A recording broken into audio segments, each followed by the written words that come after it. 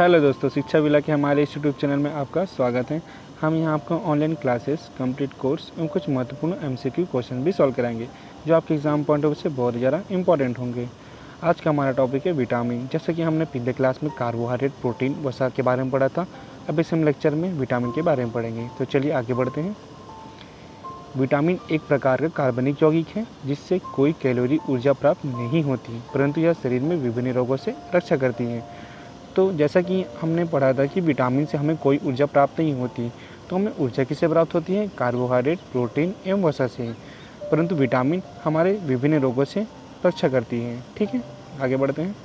ये शरीर के उपापचय अर्थात मेटाबॉलिक में रासायनिक प्रतिक्रियाओं के लिए अत्यंत आवश्यक होते हैं। जैसा कि हमने पिछले क्लास में पढ़ा था कि विटामिन, लवण एवं जल हमारे शरीर के उपापचयी क्रियाओं के लिए महत्वपूर्ण होते हैं।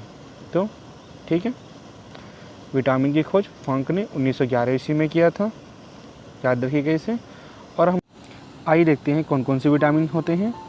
Vitamin A, vitamin B, vitamin C, vitamin D, vitamin E एवं विटामिन के। दोस्तों, हम इस लेक्चर में उन्हीं चीज़ों को पढ़ने वाले हैं जो चीज़ें हमारे एग्जाम पॉइंट ऑफ व्यू से बहुत ज़्यादा इंपॉर्टेंट होंगे। ठीक है, तो हम इन विटामिनों के रासायनिक नाम एवं इनकी कमी से होने वाले रोग एवं इनके प्रमुख स्रोतों के बारे में पढ़ेंगे जो एग्ज़ाम में पूछे जाते हैं। तो चलिए बारी बारी देखते हैं। तो अब हम यहाँ विटामिन के रासायनिक नाम देखने वाले हैं जिसे हम ट्रिक के माध्यम से पढ़ेंगे। तो आज का हमारा इसका ट्रिक है रेथा एक टॉफ़ी लाई। रेथा नाम की एक लड़की है जो एक टॉफ़ी लाई, तो रेथा एक टॉफ़ी लाई। आइए देखते हैं कि ये ट्रिक हमें कैसे काम आएगी। तो ए का रासायनिक नाम क्या है? रेटिनाल। तो रे से रेटिनाल, था से थायमीन, ए से एस्कॉर्बिक अम्ल, क से कैल्सीफेरॉल, टा से टेकोफेरॉल और फी से फिलोक्विनोन। तो दोस्तों, हमारा ट्रिक बन गया है रेथा एक टॉफ़ी लाई। आप इसे 2-3 बार पढ़ेंगे तो आपको याद हो जाएगी और आप आसानी से रासायनिक नाम याद कर सकते हैं विटामिन के। ठीक है, आगे बढ़ते हैं। घुलनशील के आधार पर विटामिन 2 प्रकार के होते हैं, एक जल में घुलनशील, एक वसा में घुलनशील। तो आइए देखते हैं कौन से विटामिन जल में घुलनशील है और कौन से वसा में घुलनशील है। तो विटामिन बी, विटामिन सी जल में घुलनशील है एवं विटामिन ए, डी, ई, के ये वसा में घुलनशील हैं। तो हम वसा में घुलनशील इन विटामिन को ऐसे भी याद कर सकते हैं, जिसे हम कीड़ा, मान लीजिए के, ई, डी एवं ए, इसे हम कीड़ा नाम से भी याद कर सकते हैं। जल में घुलनशील बी सी एवं वसा में घुलनशील कीड़ा। ठीक है, याद रखने के लिए ट्रिक याद रखिएगा। आइए इनके बारे में कुछ जानते हैं। जो जल में घुलनशील विटामिन होते हैं जैसे विटामिन बी, विटामिन सी, इन्हें स्टोर नहीं किया जा सकता और यह हमारे शरीर में ज़्यादा दिनों तक नहीं रहते हैं। यह ज़्यादा समय तक हमारे शरीर में स्टोर नहीं रहते हैं। और वसा में घुलनशील विटामिन जैसे विटामिन ए, डी, ई, के, इन्हें स्टोर करना बहुत ही आसान है। यह हमारे फैटी टिश्यू में स्टोर होते हैं एवं यह हमारे शरीर में बहुत दिनों तक अर्थात महीनों तक हमारे शरीर में स्टोर रहता है। ठीक है, अब आगे बढ़ते हैं।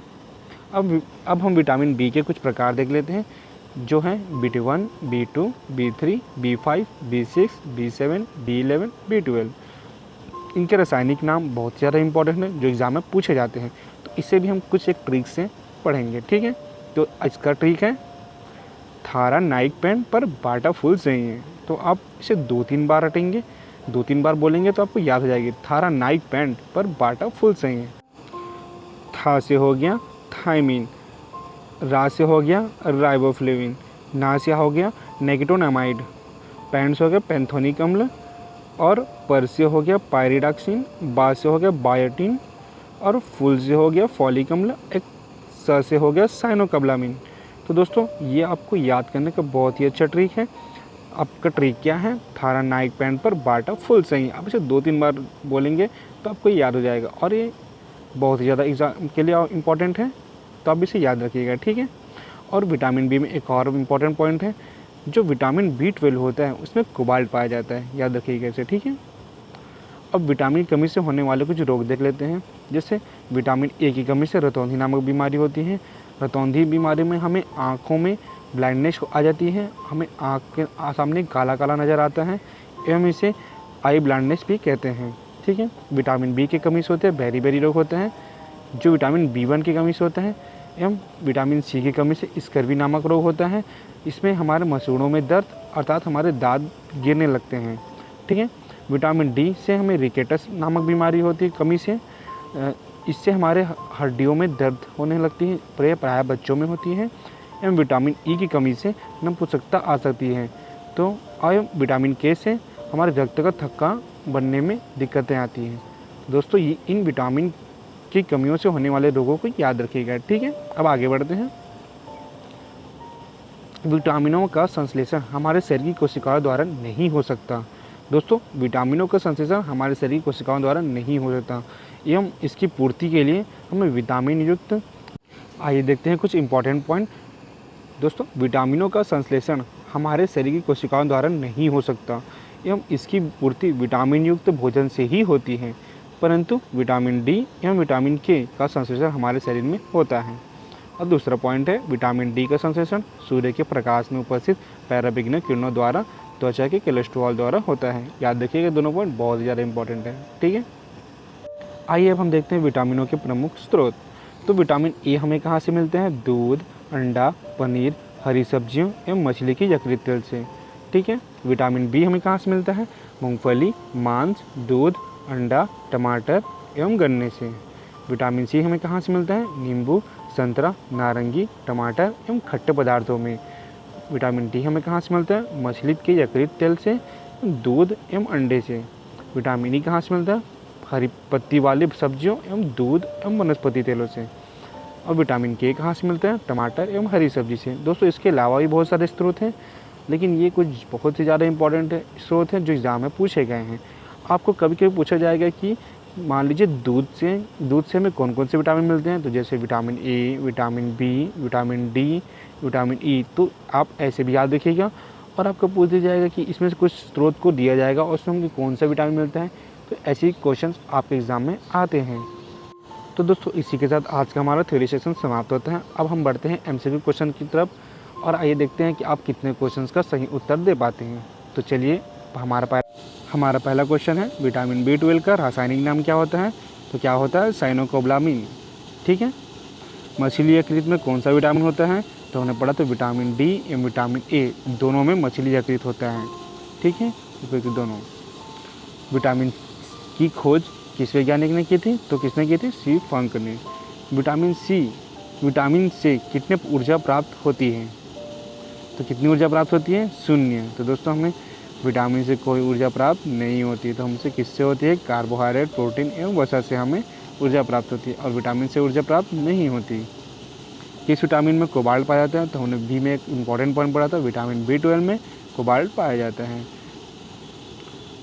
विटामिन ए प्रचुर मात्रा में किसमें पाया जाता है? तो याद कीजिए दूध, हरी सब्जी, अंडा, इन तीनों में ही विटामिन प्रचुर मात्रा में पाया जाता है। कौन सा विटामिन जल में घुलनशील होता है? तो कौन सा घुलनशील होता है जल में? BC। कौन सा विटामिन वसा में घुलनशील होता है? तो BC तो जल में घुलनशील होता है, तो विटामिन के वसा में घुलनशील होता है। विटामिन ए का रासायनिक नाम क्या होता है? रेटिनॉल। क्या होता इसका हमारा ट्रिक क्या था?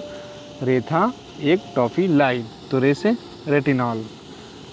रिकेटस रोग किस विटामिन की कमी से होता है? रिकेटस हमें किस विटामिन की कमी से होता है? Vitamin D. रिकेटस में हमारे हड्डियों में दर्द होते हैं जो प्रायः बच्चों में होती हैं। और इसी के साथ आज का हमारा लेक्चर समाप्त होता है।